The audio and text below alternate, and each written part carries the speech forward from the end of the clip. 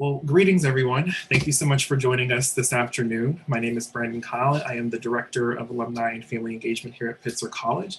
And I'd like to welcome you to part 2 of our 4-part conversation, True Equity, Color in the Ivory Tower. Part 2 is a joint collaboration between Pitzer at Home and the President's Racial Justice Initiative. Today's discussion will be moderated by none other than Professor Adrian Pantoja. Adrian is a professor of political studies and Chicano studies and one of the associate deans of faculty here at Pitzer. He is also the chair of the President Oliver's Racial Justice Initiative. In addition, and perhaps most importantly, he is a proud Pitzer parent of alumnus and a current student. Professor Pantoja's teaching and research revolves around the Latino population with a focus on their voting behavior and political attitudes. His insight to today's discussion is both invaluable, thought-provoking, and of course, timely. So without further ado, I will pass it over to Professor Pantoja. Thank you, Adrian. Great, thank you for that introduction, Brandon. Let me jump in and introduce our distinguished panelists. We have 5 faculty, Pitzer faculty here with us today. All of them have a strong record and strong commitment to faculty diversity. So this is an opportunity to get their thoughts on the state of diversity, not only in their disciplines, but also at Pitzer College. So in alphabetical order, I'll start with Ahmed Alwishah. Ahmed is professor of philosophy. He's been here since 2009. His specialization is Islamic philosophy, medieval philosophy, philosophy of religion, and Islamic theology. We have Mita Banerjee. Mita is professor of psychology. She's been here since 1992. Her specialization is socioeconomic development, social cognition, risk and resilience in childhood, parent-child emotion interactions, HIV, AIDS, and children's storybooks. We have with us Muriel Poston, professor of environmental analysis, who's been here since 2012. Her research focuses on broadening participation of underrepresented students and faculty in science, technology, engineering, and mathematics, the STEM disciplines. She's interested in doing work and does work in undergraduate biology education with a particular interest in effective pedagogical practice for student success in introductory courses. And she also does research in plant systematics. We have Maria Soldatenko, professor in the Intercollegiate Department of Chicana, Latino Studies, who's been here since 1998. Her specialization is in gender, race, and class, feminist theory, women and economic development, Chicana feminist epistemology, gender violence, and Latina activism. Finally, we have Professor Linus Yamane, professor in economics, who's been here since 1988. His specialization is macroeconomics, Japanese economy, econometrics, and labor economics. So let's jump into today's discussion on the state of faculty diversity at Pitzer and the discipline. So in the United States, we know that the country's changing demographically, the composition of the student population is changing, is diversifying very rapidly. Yet the state of faculty diversity is lagging behind those changes. In fact, in the United States, less than 1/4 of all faculty in higher education are faculty of color. So it's a very small percentage. I thought that Pitzer was doing better in terms of faculty diversity, yet in the wake of the George Floyd murders, the Black Student Union and the Intercollegiate Department of Africana Studies sent a letter to the community discussing issues of anti-Blackness at the Claremont colleges. And one of the solutions they proposed for addressing that is hiring more Black faculty. In the aftermath of the violence in Atlanta and the growing racism and violence directed at Asians, Asian Americans, Asian American faculty also and staff wrote a letter to the community about anti-Asian American prejudice at the Claremont colleges. And again, one of the solutions there was increasing the number of Asian American faculty at the college. And so for the community, for those who are new to these types of discussions, why is it important to have ethnic racial diversity among the faculty? And I'll just put that out to the panelists. Anybody want to start? Why is this? Why is faculty diversity important? Yes, I just want to briefly say that it is important because everybody benefits. Students benefit, the college benefits, society benefits of having diversity. For years, we have been excluding people of color from, higher education. I think the problem starts there. We don't have a lot of students going for graduate degrees, so that our universities and colleges can claim that there are not enough people out there that they can hire. Every time that colleges start diversity programs also, they don't usually work as we who defend diversity expected to work. That is, programs for diversity in universities should have intentionality. At the end of the day, when they are doing hirings, the intentionality of diversifying the faculty should be at the forefront. No, should be like, if you get a person of color, no, from the very start, that should happen. And you see it, how students learn a lot. Students just interacting with other students of color, seeing faculty of color, teaching them. That is why African Americans and Asian Americans right now are asking to have more faculty, because actually students seeing themselves represented among the faculty makes a difference to them, to their lives, and to what they can become later on. So I think that if there is no representation of faculty of color among the faculty, or if it is minimal, the students get that message that they don't belong, students of color in particular. So There's a lot there to unpack. No, there's a lot there to unpack, Maria. Thank you for that.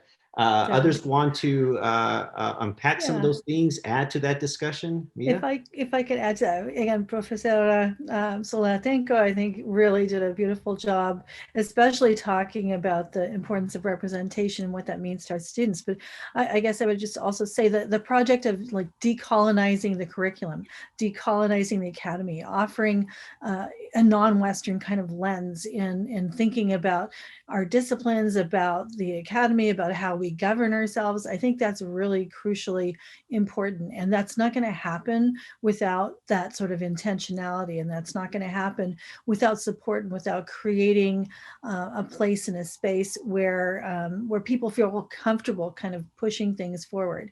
I also always think about Professor Emeritus Fairchild, who used to say, we need a college that looks like the world, not just the United States, but looks like the world. And we're moving closer in that direction, but I think we still have a ways to go in sort of reflecting the communities and the populations. And, so we'll see things have changed in, 30 years I've been here, and Linus has been here, Professor Yamane has been here, but things have gotten more subtle in terms of the barriers. And so I know that's one of the questions you have that we can look forward to, but there's progress, but there's always steps backwards as well. Others? I mean, isn't science science? Isn't philosophy philosophy? Math math? Why do we need diversity in those fields? I mean, simply put. For exactly the same reasons Maria outlined. It brings not only, and particularly I think in the STEM disciplines, for students to see the representation in front of them becomes fundamentally important. And as we have more and more students of color choosing to enter STEM fields, it becomes important to think about how we at Pitzer can have the impact we should on the recruitment of STEM faculty in the sciences, which is complicated because in some ways it's one step removed from what we do specifically at Pitzer, but I would advocate that's true within our social science frame at Pitzer as well. And I just did a quick back of the envelope calculation for African American faculty, or at least those that have identified in some respects with that as part of the, or with as part of the African diaspora. And I would say actually Pitzer is doing relatively well compared to other institutions, because even though our student population is less than 5% from the African diaspora, our faculty population is around 10%. Now, we don't all end up in the same space-time continuum, because it is Pitzer after all. But I do think that's a significant imprint on the college that we perhaps have not come together at this point in time, given the impact of last summer, of the summer of 20, in ways that we could have if COVID had not been present to make that much more complicated. But I think the recruitment of our pre-tenure faculty of color has been significant. And there are long-serving faculty of color, Laura Harris and Professor Tonga, being two classic examples. So I do think we have an arc of memory, which is always important as an institution. But I would say one of our challenges is simply in representation of the student population, as well as the faculty population. That's interesting. That's an interesting our impact in the STEM disciplines. It's an interesting perspective on this discussion. Ahmed? So I'm total agreement with my colleagues on this issue, and we had to be inspired to increase the number of faculty. But let me give a different reason, it more related to the content of the curriculum itself. And let me be more precise and give a concrete case. Think about in philosophy, for example, we have now is the most popular branch is philosophy of race.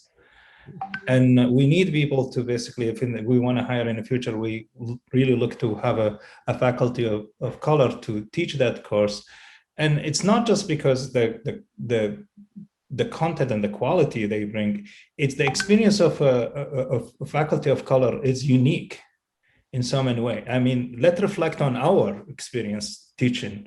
And we will see basically when you come in teaching in the classroom and you provide the example related to you, something that really has a content within your life, students will pay a great deal of attention, because here is like is not your just represent statistic and data and these things, these abstract, and student, quite frankly, nowadays with the technology, they can find these things everywhere.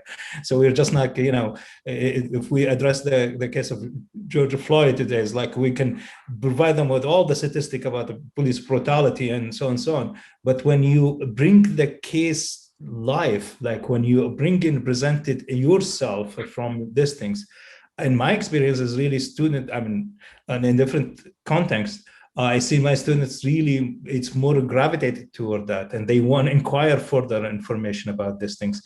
So my point is basically the quality of experience that a faculty of color bring to education itself is unique.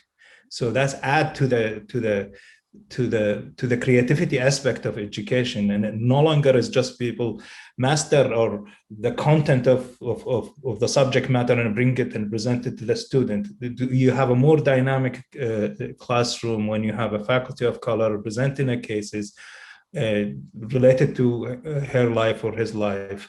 I do remember one time actually I was teaching philosophy of race, and I for some reason for my previous years I was hesitant to bring any case about my life. Quite frankly I was shy to bring that, to be the faculty of color in the classroom, or somehow I have some cases. But at that point I felt like I have to make the cases. So I brought the cases basically when I was traveling for a conference with my daughter and my wife, and said that I had my daughter for a while where my wife went to the restroom, and she was crying because there's this basically in anxiety, separation anxiety has at that times.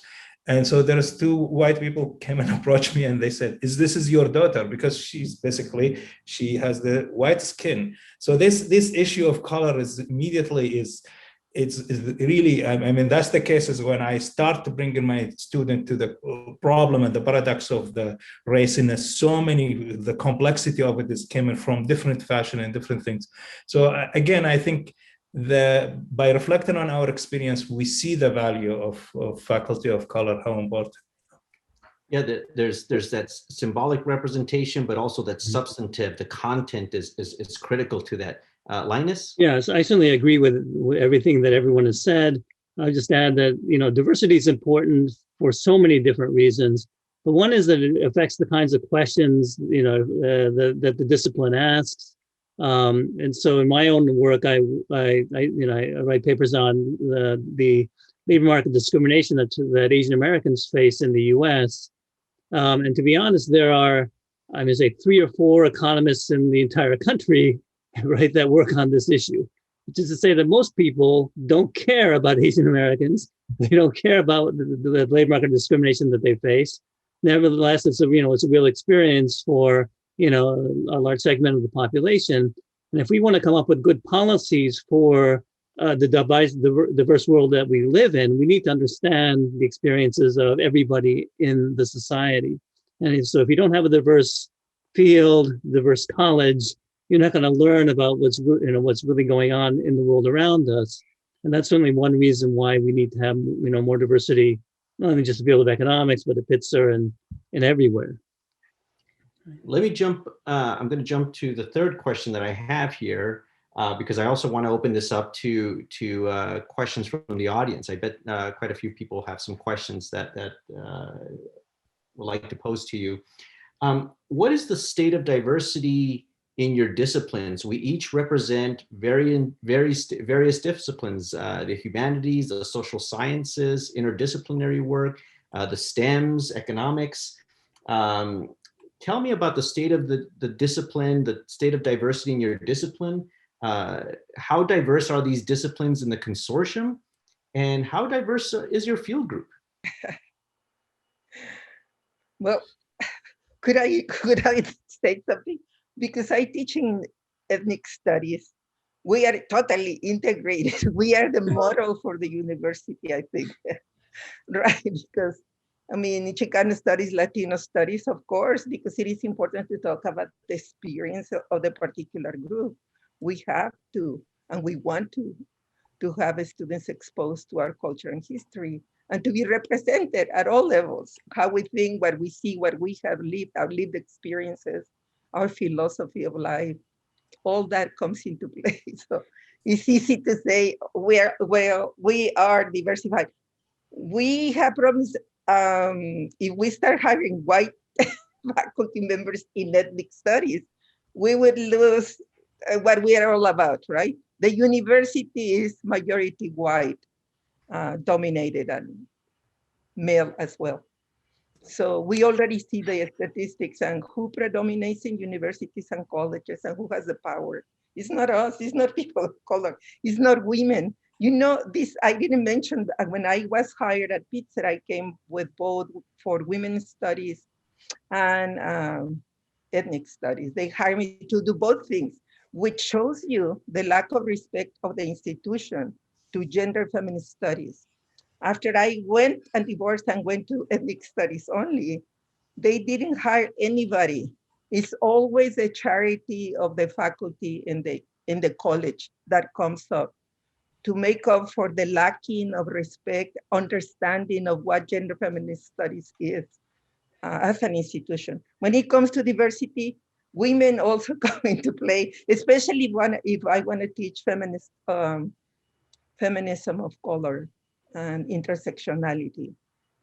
At Pitzer, it's like, we lost a life, that's fine. We don't care. So I just want to make that little point. Since we're talking about the advances, I'm talking about where we're going backwards. And that's one of the fields that comes to mind. Yeah, so, and again, you represent a number of fields, both your training as a sociologist, you've been in gender, women's studies, and Chicano studies. So you have this perspective of, these different disciplines. So we can come back to some of those, your experiences in those disciplines. What about the other disciplines that are represented here? So actually, it's been quite interesting over the arc of my academic career because women were underrepresented in the biological sciences when I was in graduate school. Now we are the majority of the doctoral recipients. And the interesting thing is we're the super majority of the baccalaureate recipients and master's recipients. And chemistry is not far behind. It just tipped to 50% of doctoral recipients as well. So the issue of gender and the STEM disciplines is now much more complex than it was before. Now, clearly, this axiom that we don't see women at senior ranks because they have not moved up sufficiently, I agree with Maria. That is not necessarily because they do not have the capacity or have not served a much longer time in mid-career ranks than their male counterparts. And that issue and COVID has had a substantial impact on the progress of women in the last 18 months with regard to their publication rate, which will obviously also, and their teaching, and will obviously impact their academic careers moving forward. In the context of race and ethnicity, it was kind of disturbing to me when I gave a talk maybe 3 or 4 years ago to realize that the proportional representation for African-American women in the biological sciences was exactly the same as it was when I got my degree. The proportion, there are many more African-American women in the biological sciences because there are many more doctoral degrees being received in the biological sciences, but it still is less than 5%. And that means that the progress, because there are more, there are simply more people going in to the field and receiving advanced degrees, means that our progress has been somewhat stalled. That's a very interesting perspective in terms of dramatic changes along the dimension of gender. But when you intersect that with race, it's a static movement. So that's yeah. Yeah. And the place that you see that, I'm glad Mita lit up next, because in psychology, the impact has not only been with respect to gender, but there's been an impact on salary and compensation as well. Well, let's segue into psychology, Mita. Yeah, What is the state of diversity in psychology? I would say it's a mixed picture, depending also on the subfields. So social psychology, I think, led the way. Social psychology was always, from early on, I think also because of the things that people study. They study the construction of race and gender and those social dynamics and inequalities. And so there was a large number of African-American psychologists, Black community sort of connected to psychology. There were, Latinx faculty in social psychology, but I would say developmental, clinical, and social psych are some of the areas that are quite diverse. And in terms of who is getting degrees and who is being hired as faculty members, I think that's true. I would say we still struggle when it comes to neuroscience, cognitive neuroscience, and just straight up cognitive experimental psychology. And those are areas that are not as diverse. I will give us some kudos then that I think, if I think about our field group, our last 3 hires, and with some intentionality, we have hired superb colleagues, and all 3 of them are superb colleagues of color. And our last hire was an African-American neuroscientist. And so again, given the numbers, I think really being proactive and seeking out, and I know that's going to be another one of your questions, how we sort of do those hires, but I feel like we are a pretty diverse field group, but it was pretty intentional, at least on some of our parts. I won't say it was unanimous, but on some of our parts, I think there was really a sense that we wanted to go in that direction. We wanted to make sure that those sub areas and are represented for our students, and that also that our students see themselves in the faculty, and our students feel comfortable then having those discussions about, can I go on in graduate school? How do I do that? And have the kind of training that is in the lab sort of training, real world training, and then really this kind of heart to heart. And, you're going to walk a path that I walked before, and let me share with you. So yeah, that's our mixed picture, I guess, in psychology. Right. Yeah, I need to go back to being an undergraduate, first generation college student, and not realizing that within these disciplines, there are subfields, and those subfields vary dramatically in terms of experiences and who the mentors are, and gender diversity, racial, ethnic diversity within those subfields. What about psychology? What about philosophy and economics?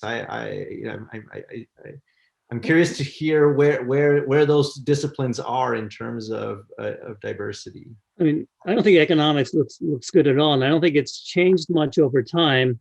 Because overall, most college students in the United States are female, but 70% of economics majors are male, right? Then so there's diversity there, lack of diversity there, and then among 20% or so of college students in the United States are minority students.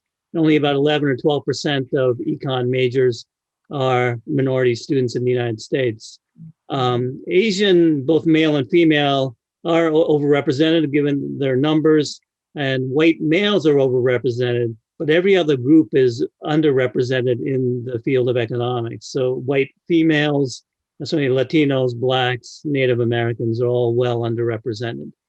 And then once you go up, the numbers get even worse because Asians, Blacks, Latinos are less likely to get PhDs in the field of economics than white males in particular.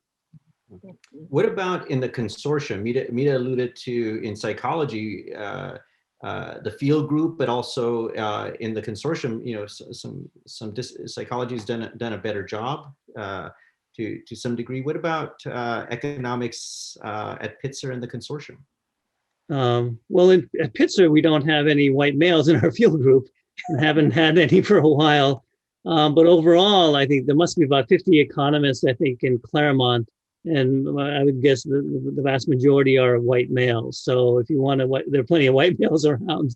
They're just not at Pitzer, at least in economics. It's the same thing with philosophy. Sorry, Mira, go ahead, Mira. No, I was just going to ask Linus a question if I could. Sure. Is any other of the sister colleges as diverse as Pitzer within economics? No. No. And I wanted to come back to the question of why that's the case. What has Pitzer done right, and where do we still need to do some more work? What about philosophy?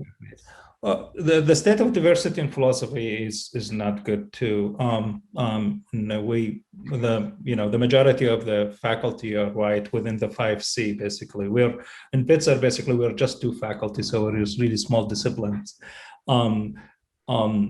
By large, basically, if you look to the graduate school, is also is well known that basically philosophy is more or less a discipline for white, more less diverse people and people of color. But that's a start changing, and I attribute that basically to the fact that the focus on philosophy in all the graduate school is more or less in the Western tradition.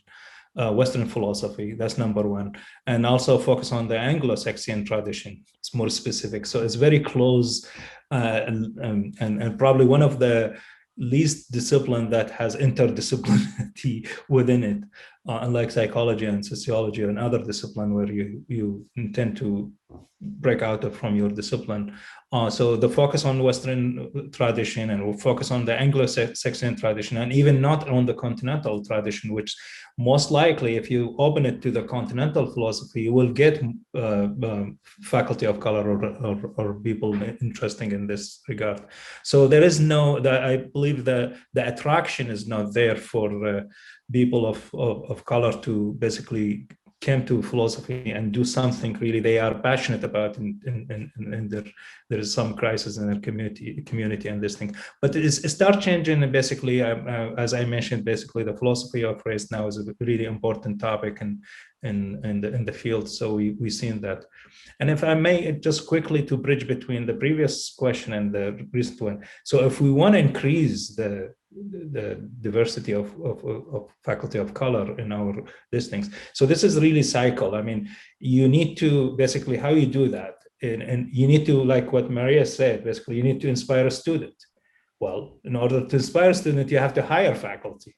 And if you don't inspire a student, then most likely this student will go and choose a different type of field, and they don't go to graduate school. So it really started. I mean, you start ending this cycle of lack of faculty of color by hiring, by getting this initiative and hire faculty of color.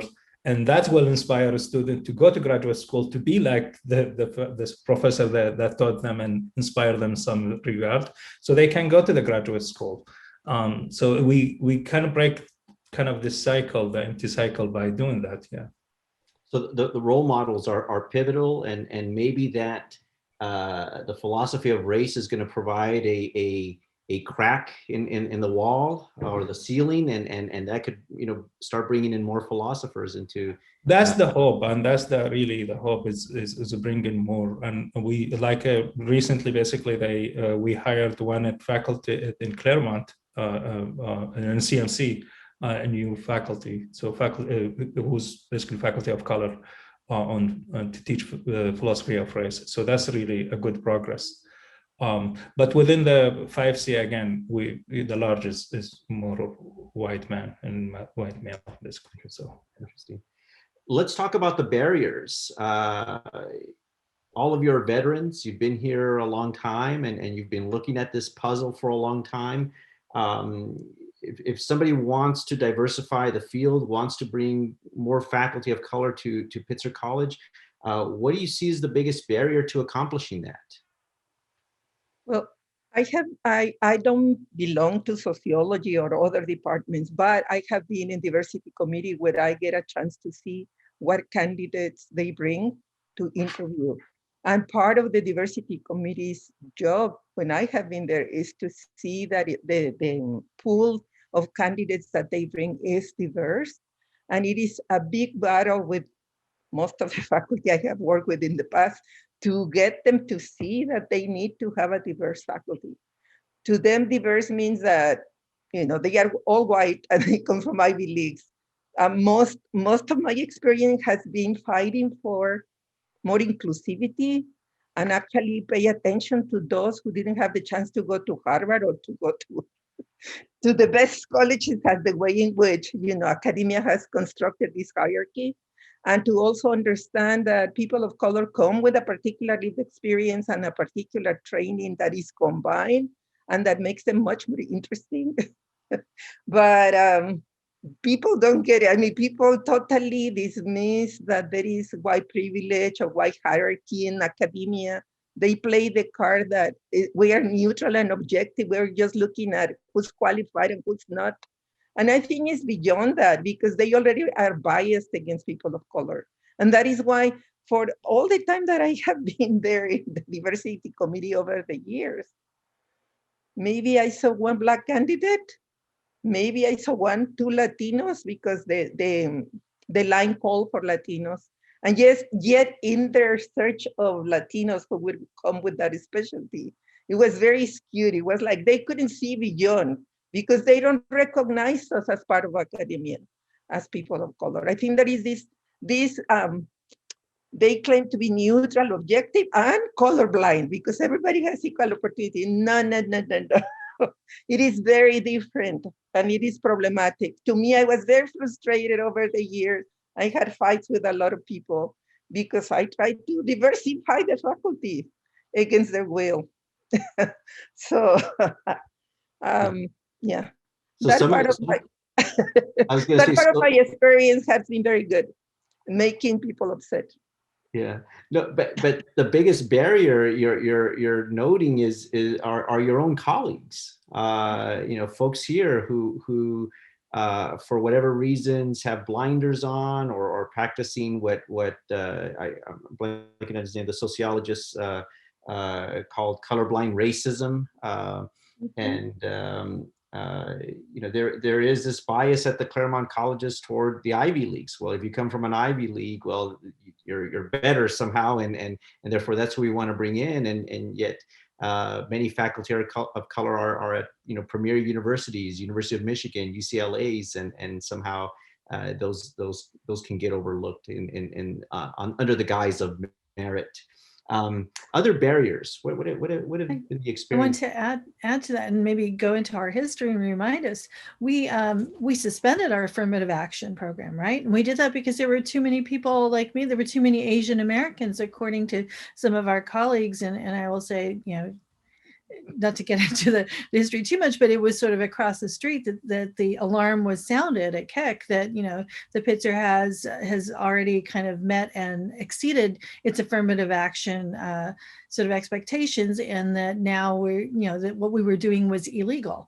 Thankfully, it took some time, but we got folks like Kimberly Crenshaw and others in here saying, no, we didn't violate anything. As a private college, we have every right to try to make ourselves as diverse, and we had clear kind of articulation of that when we would do searches, and we had our goals. But nonetheless, we suspended the affirmative action program for multiple years before we put something else in place. So I think that really needs to be recognized, that happened at Pitzer, and that should never have happened at Pitzer, but it did happen. I have had occasion to be on APT too many times, maybe, and see searches there, and to be AAF, and then of course we've done searches in our field. So exactly what you were saying, Adrian, it's that the more subtle kind of conversation, like, oh, who mentored them? Oh, that's a fantastic mentor. Where did they go to school? And that sort of pedigree, lineage, that kind of language that is very loaded and very racially loaded. But many people in the room having the conversation don't recognize that. They don't understand that. And they don't understand by elevating certain candidates, they are missing out on other incredibly important, diverse candidates who didn't have the opportunities to go to Harvard and Yale and those kinds of places. And you have to have a real deep understanding of inequalities in order to appreciate that. And I would say it's not the case that to a person when we're doing searches, people have that deep understanding. And then you have Maria in the room trying to help people have that understanding, but often it becomes an oppositional kind of moment. So I would say those are some of the barriers. We are more comfortable in the academy with white folks teaching Latin American studies and Africana studies than we are with people from those diasporas and those communities. And that's just, that's like the ugly truth of it. What Mita says is true. And I think that's because Pitzer has had a history of recruiting faculty based on a credentialing pattern that may not be historically have been as inclusive as possible, and a sense of relegating public universities as lesser than, although anybody that's going to put the University of Michigan, to the side, it's just, well, we won't go there. But I do think that there are places where we have not had the impact we should, and we do not serve in a diversity committee capacity, and Keck Science is one. I mean, the diversity in Keck Science now is primarily among the pre-tenure faculty. They do not have any faculty from the African diaspora. They have continued to hire any faculty representing that racial demographic as visitors, but not as tenure or tenure track lines. And the only senior colleagues that are there, at least I may be on thin ice here, but I'll say it, I think are Asian. And that I think represents its own challenging dynamic in the sense of what folks are comfortable with when they do searches within Keck Science, and how we might have an impact on that, particularly with the changes coming to Keck, is something we should be taking up, because we have an increasing student population interested in the sciences who are not having the opportunity to be mentored as perhaps we might hope. Yeah, so go ahead, Ahmed.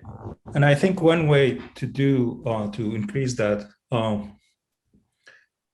is to target a certain institution where the faculty of color exist, or basically the graduate student, or they have a rich, diverse program.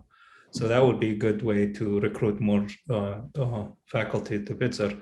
But I want to say, and then so what my advice is basically the extra mile. We have to go the extra mile in order to do that. It's not just post the basically the position in certain places and waiting for the quality of certain faculty will come to us, and we expect, those people who came from Yale or Harvard or this thing, and we vet them on based on the quality. But we got to really go this extra mile and recruit people in certain institution and look for this quality ourselves.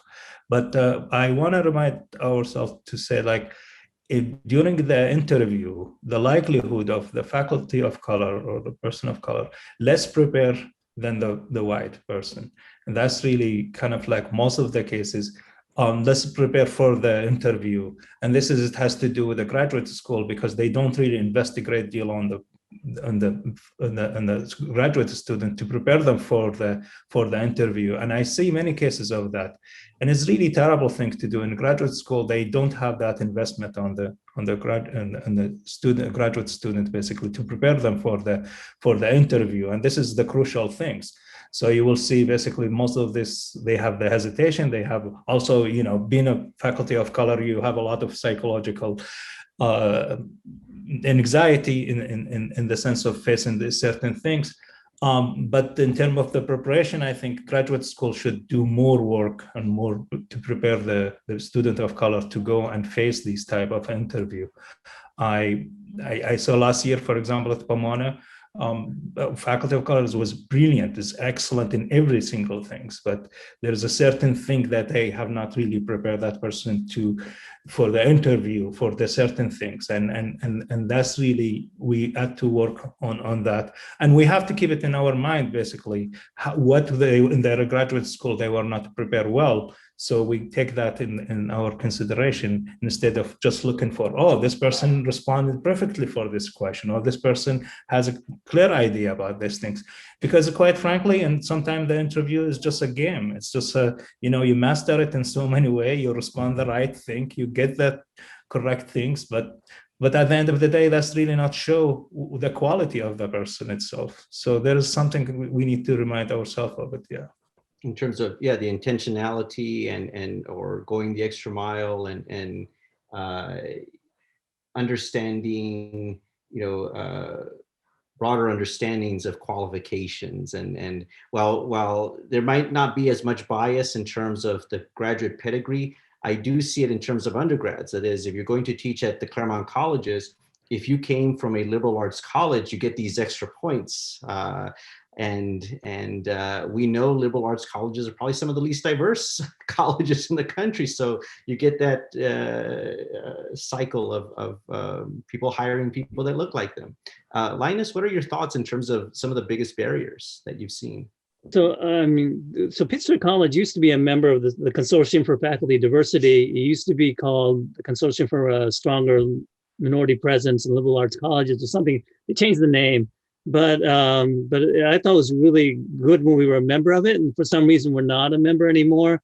But it's basically a group of liberal arts colleges that work together to increase the diversity of our faculties.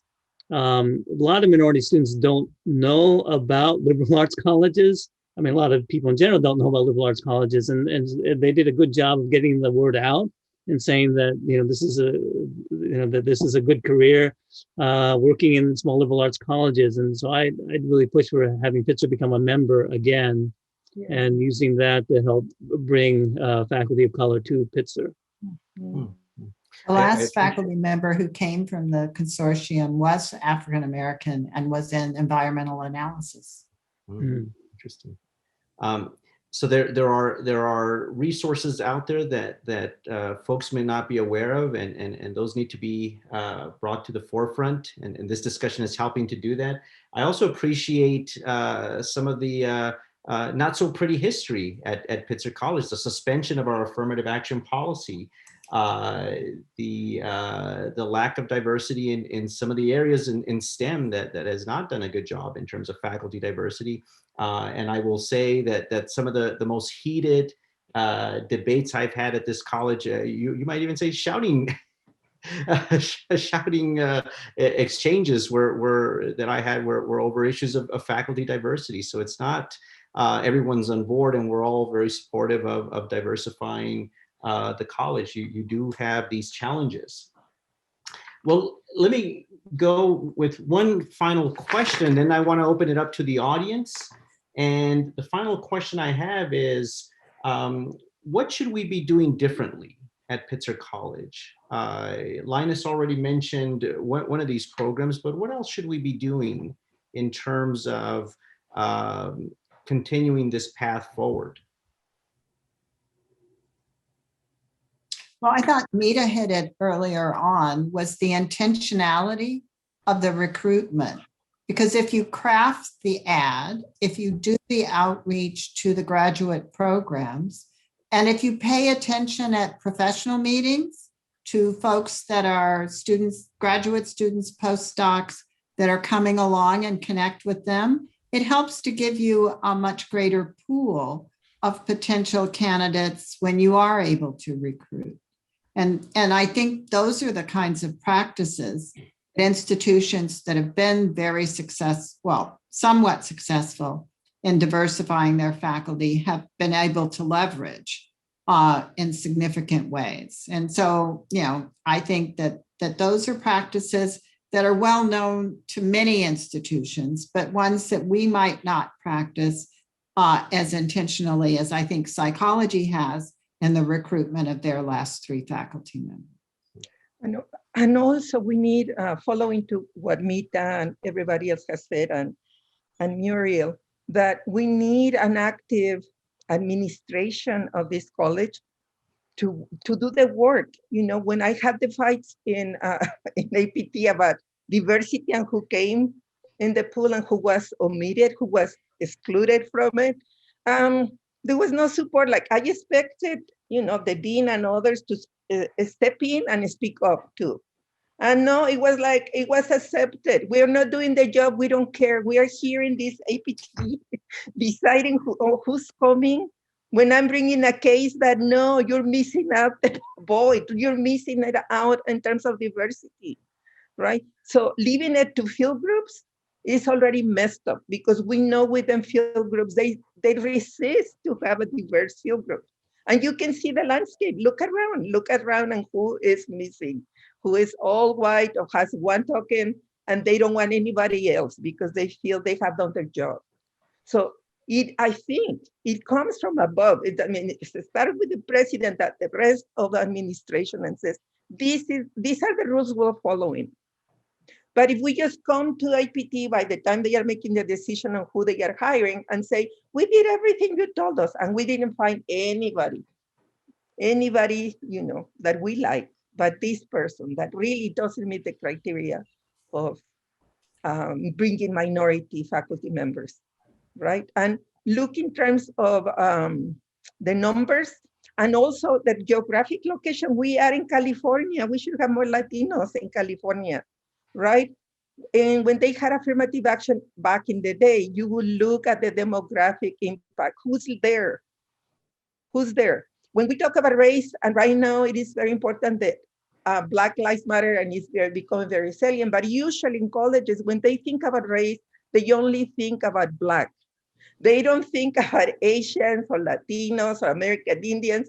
It becomes about, okay, well, let's think about race, let's bring a Black person, which I support. I'm not against it. But I think that is this binary in which they only see white and Black, and that is problematic, right? Because according to where you're living and where the university is and who lives there and who's coming to these colleges, then the college should be starting to think in more complex ways about race and ethnicity. But usually they want to solve it with, let's bring a Black person. I think we have to also consider, you know, what we used to call target of opportunity, those targeted positions, whether it's at the field group level or APC talking in terms of faculty lines. So, you know, we don't have any native faculty, right? So how do we build, first of all, a community that can support that, and so that if that person comes, that they will be nourished and nurtured here, as opposed to feel like they are, you know, kind of having to fight the entire academy. And so I think we have things to think about there, but also field groups making a decision like OS did to, you know, sort of target a position and not do a full search, but to bring in particular people of color who we think will be a good fit. And so I think we need to do that more. You know, talk about University of Michigan, my alma mater, they were doing that 30 years ago pretty well and did a really good job in a lot of departments of bringing in folks, and people I know got hired in those positions. And I think we need to figure out how we can do that more, and to have the strategic planning between field groups and faculty lines and when new lines come available. Yeah. I was going to say, there's a lot there, Mita, in terms of the target of opportunities. Since I've been here, I came here in 2006. I've only seen that used once. At other institutions, there are practices of cluster hires. I've never seen any type of cluster hire, and there probably never has been a cluster hire at Pitzer College. And there was another point in terms of Adrian, I have a question. Oh, go ahead, Muriel. Has Pitzer ever turned down a search because it did not have a diverse pool? I don't think so. No, They've said they would, they've threatened it, but then they haven't at least in my 29, 30 years. I think that's a telling thing, because if we were truly committed, we would have said, you have made your recommendations, and I think it really does fall on the administration to say we won't accept it. Yeah. And that's really, the APT have the power to do that. It is not the field group that decided these things. May I add a couple things? One thing is basically to open a new line design to recruit faculty of color. That could be another thing, especially if we have a financial limitation at Pitzer, but in the future, if we really put our effort to create this line and specifically designed to recruit faculty of color, that would be good. And another thing is basically diversify your curriculum, and by doing so, that has a more potential to bring more faculty of color. So thinking about, for example, the cases of replacement position, we have this propensity to think replacement position has to be duplicated, but it shouldn't be duplicated. It should be like, this is an opportunity for the field group to consider the possibility of bringing more diverse subject matter, which allow more diverse faculty of color to join or to have that cases. So that could be something we should think along the line in the future. Yeah. You brought up the other point that Mita had mentioned that I was having a hard time recalling, and that was the allocation of lines. There's a lot of discussion that Pitzer is going to be growing, expanding its student population, expanding its faculty lines, and those are very coveted. How do we then begin thinking about the allocation of those lines? And what Muriel noted in terms of stopping searches, has that ever happened? I think Maria is one of those persons that has tried to stop a search through the diversity committee, sending letters, but they people have not exercised that prerogative. Let me open it up to Q&A. There's a few here in the chat, and a couple are asking about the role of alumni. What can alumni do to hire and help keep faculty of color, and what could alumni do to shut down a search? So alumni are eager to be involved. Do they have a role to play? Would you want them to have a role to play? Thoughts on that? I do, but usually they are confidential. Well, not necessarily. The alumni serve on the board of trustees. Right. I think these are issues that can be brought before the board, because ultimately, if the administration is going to have the responsibility of disrupting a search, it would be the board that could hold them accountable, and alumni can leverage in that capacity, regardless of financial capacity. Because I noticed there were a couple of comments about that. There was one, Mita, that went directly to you about white supremacist hiring practices. Do you see that one? Yeah. One of the first ones. She was definitely giving a shout out to me. She's giving a shout out to me, but I think that's Pitzer alum Urmishat, and student and a friend of mine too, I would say. Right, but I think we touched a little bit on that when we're talking about the the hiring practices, and I would say, you don't see full-on white supremacist hiring practices on our campus, but you see those subtle ways of kind of furthering those white supremacist goals. So I think that's kind of the place where we live as a college, and where we need to kind of try to really, stand up more, decide that we're going to, you know, I've been in the room on APT when we have those conversations about, should we stop this search or not? And then everybody pussyfoots around like, oh, but this poor field group has worked so hard, you know, and it's like, we need to make the tough calls. And I think, especially when we feel like, you know, the goals are not being met of trying to diversify the college and diversify fields. You know, often it's one of those things where the fields that are diverse are really good at seeking out more diversity, and the fields that have been closed off until diversity are really the difficult ones to get inroads into. So I don't know if that answers that question or me. It's weird, I can't see her, but I know she's here somewhere. But that's my take. But others, if you want to jump in on that one or the other questions there. There's some questions about the role of student protests in faculty diversity. And I opened up this discussion by discussing the letters that were submitted by the Black Student Union calling for greater representation of African-American faculty, the letters by Asian staff, Asian American staff, faculty, about greater representation of so that political pressure, is it useful? Is it helpful? Does it work? Yes, I think it's critical. Okay. I think if you look at the history of the Claremont colleges, all the good changes that I've seen were the result of student protests. Yes. So Pitzer students took over Broad Hall many years ago. The students have taken over Alexander Hall, and every time they do that, they don't get everything they ask for, but they get the college moving in that direction. And so all the positive impacts, I don't know, I credit the students for all the good things that have happened at Pitzer over the last several decades. And they've done it across all the major university, not just at Pitzer. It's major university like Yale and other. They were, that protest had a tremendous influence on making this decision and this change. So it's absolutely it's helpful. It's not just helpful, actually. That's the reason why we are discussing that today. The year or two before I was hired, and Linus will remember this because he was probably one of the faculty supporters for the students were pushing for, you know, we have a Center for Asian Pacific American Students and for Asian American Studies. So it was really the students pushing for that.